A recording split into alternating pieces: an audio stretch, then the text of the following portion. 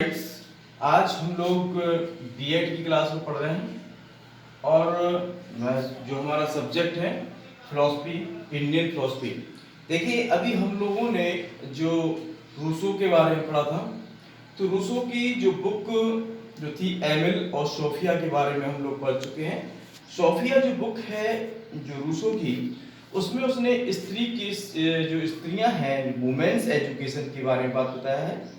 और जो एमिल्स बुक है उसमें 5 चरणों में एजुकेशन की बात की है। जो 5वां चरण जो है वो वुमेन एजुकेशन के लिए है और जो 4 चरण है वो मनुष्य की एजुकेशन के लिए बताया गया है। तो आज हम लोगों का उनका एक टीचिंग मेथड है, रूसो का जो टीचिंग मेथड है उसके बारे में हम लोग समझना है कि वो किस प्रकार से पढ़ाने की बात करते हैं। देखिए, वो कहते हैं, देखिए मैं आपको बताऊं कि रूसो जो है, ये रूसो का जो प्रकृति, मैंने आपको बताया था कि रूसो की जो प्रकृति थी, यानी जो नेचर था, वो 21 सालों तक क्या करता है, आफ्टर 21 इयर्स बाद क्या करता है, एजुकेशन प्राप्त करता है।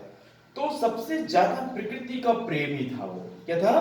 प्रकृति का प्रेमी था। तो वो यही कहता था बच्चों को, क्योंकि उसके शिक्षा पद्धति में यही बताया गया है टीचिंग मेथड में कि बच्चों को क्या करना चाहिए, बच्चों को एक प्रकृति की गोद में शिक्षा देनी चाहिए। देखिए, स्व अनुभव द्वारा सिखाना, यानी लर्निंग बाय सेल्फ एक्सपीरियंस। मतलब क्या करना है, स्व अनुभव, मतलब उसके सेल्फ कॉन्फिडेंस उसके अंदर जगाना है कि अनुसार शिक्षण के अंतर्गत शब्दों की अपेक्षा कार्य अधिक महत्वपूर्ण है। वो कहता है कि शब्दों को मत सिखाइए। आप शब्दों को सिखा रहे हैं, किताब पढ़ना सिखा रहे हैं, ये सब मत सिखाइए।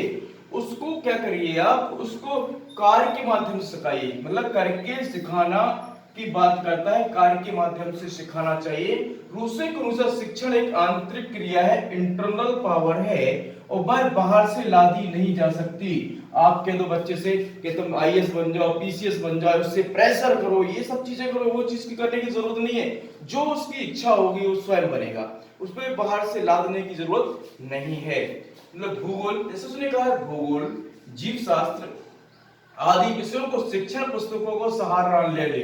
जो टीचर है, उन्होंने बताया, टीचर के लिए डायरेक्ट निर्देशन दिए उसने, टीचर के लिए उन्होंने डायरेक्ट निर्देशन दिए हैं कि आपको क्या करना है, भूगोल और जीव शास्त्र, चाहे सोशियोलॉजी की बुक हो या किसी की भी बुक्स का सहारा कम ले। इसको क्या करना है, बच्चों को आप ऑब्जर्वेशन कराएं, ऑब्जर्वेशन ट्रिप पे ले जाए, ट्रिप पे ले जाकर के बच्चों को दिखाएं कि ये सांप ऐसे होता है, क्रोकोडाइल ऐसा होता है। तो बच्चा देखेगा, सीखेगा, ऑब्जर्वेशन करेगा। या ज्योग्राफी में हम चाहें तो माउंट वगैरह है, ये दिखाना चाहिए बच्चों को, रिवर्स दिखाना चाहिए। और भी जो चीज प्रकृति की गोद में हम लोगों को बच्चों को दिखाएं ट्रिप पे, तो बच्चे क्या करेंगे, उस चीज को देखेंगे, ऑब्जर्वेशन करेंगे, अवलोकन करेंगे। तो बच्चे के अंदर मन में वो चीजें जिज्ञासा उठेंगी, वो पूछेगा टीचर से कि सर ऐसे से कैसे बना। तो वो चीज बताना चाहता है कि बच्चों को क्या करना है, किताबों का सहारा नहीं लेना है, किताबों का सहारा नहीं लेना है। ज्यादातर हमें क्या करना है, बच्चों को वो चीज अवलोकन कराना है। दूसरा उनका था प्रयोग विधि, यानी एक्सपेरिमेंट, जो एक्सपेरिमेंटल मेथड था। इससे तात्पर्य यह है कि बालक को अन्वेषण के रूप में प्रयोग करने का अवसर देना चाहिए।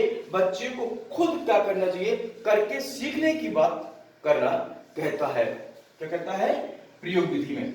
अब तीसरा जो है खेल विधि, खेल विधि प्ले मेथड में कहता है रूसो कि बालक को हंसते खेलते क्या करना है, बालक को हंसते खेलते सिखा शिक्षा प्राप्त करे तथा उसके ऊपर किसी भी प्रकार का दबाव ना डाला जाए। उसको, बच्चे को क्या करना है कि छोटा जो बच्चा होता है उसको प्रेशर नहीं करना है, उसको क्या करना है कि हंसते खेलते वो सीखे, उसके जो उनके अंदर की प्रवृत्तियां हैं वो प्राकृतिक ढंग से उनका विकास होना चाहिए। जो अंदर की जो प्रवृत्तियां हैं वो कहता है ये प्रकृति प्राकृतिक के अनुसार उसका विकास होना चाहिए और उसको अवसर देना चाहिए। अगर हम उसके प्रेशर डाल दें, उसको दबा के और धमका के उसको पढ़ाने की कोशिश करेंगे तो बच्चा क्या होगा, बिगड़ जाएगा, सुधरेगा नहीं। ये रूसो कहता था। चौथा था उनका करके सीखना, लर्निंग बाय डूइंग। रूसो अपनी शिक्षण पद्धति के अंदर करके सीखने पर ज्यादा बल देता है। क्या कहता है, करके, क्रिएटिव। आप बच्चों को सृजनात्मक बताइए, सृजनात्मकता का काम कराइए और उसको सृजनात्मक बनाने की कोशिश करिए। बच्चे को करने के लिए आप उसको दीजिए। जब वो काम बच्चा कर लेगा तो उसको उस काम में आनंद और संतोष दोनों प्राप्त होंगे। जब वो कोई काम आप उसको करने के लिए देंगे, जब वो काम कर लेगा तो उसको क्या मिलेगा, संतोष मिलेगा और आनंद मिलेगा, यानी वो बच्चा जल्दी उस चीज को सीख जाएगा। ओके।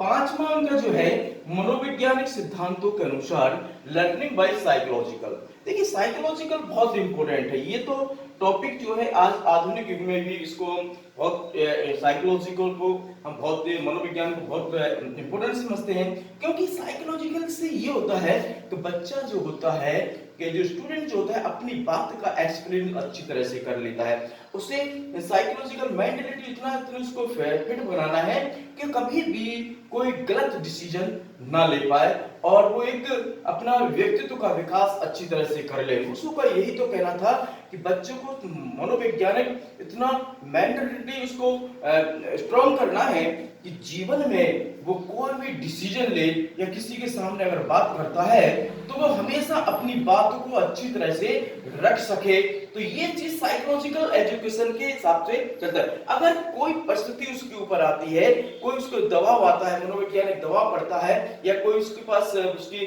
जीवन में कोई प्रॉब्लम आती है, देखिए जीवन तो में तो प्रॉब्लम तो आती है, अगर कोई प्रॉब्लम आती है तो ऐसा ना हो कि वो सेल्फ डाई कर ले। तो इस प्रकार से उसको इस प्रकार समझाने की कोशिश की, इतना मेंटली स्ट्रॉन्ग करना है कि वो कठिन परिस्थिति से भी क्या कर से गुजर सके और अपना जीवन को अच्छी तरह से इस सुंदरमय जीवन जी सके।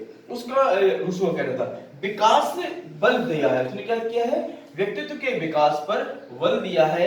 उसके अनुसार शिक्षण मनोविज्ञान सिद्धांतों पर आधारित होना चाहिए। किस पर होना चाहिए, मनोविज्ञान इन साइकोलॉजिकल प्रिंसिपल पर आधारित होना चाहिए।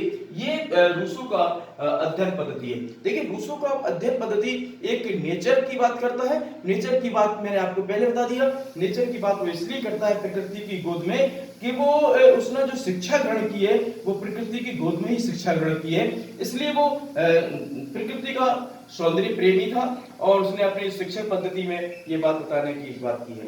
देखिए आज मैं आपको थोड़ा एक बात बताना चाहता हूँ कि आज हमारा रूसो का जो टॉपिक है पूरा यही समाप्त होता है। कल हमारा एक चैप्टर और रह गया है, प्लेटो को हम लोग और पढ़ेंगे। इसके बाद जो आपकी बीएड की क्लास है इसको बंद कर दिया जाएगा। उसके बाद आपको जो घर पे आपकी सीरीज है या आपकी बुक्स के माध्यम से अपनी तैयारी करें और आपका जब एग्जाम होगा तो आपको बता दिया जाएगा।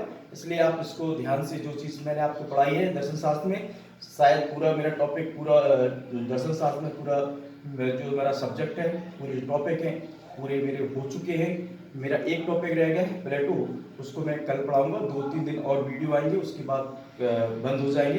तो आपको सेल्फ स्टडी करना है घर पे और अच्छी तरह से पढ़ना है, मेंटलिटी स्ट्रांग होकर के, जिससे कि आपका जो एग्जाम हो वो अच्छी तरह से आप क्रैक कर सकें। आपको सभी को एग्जाम की शुभकामनाएं। Thank you very much.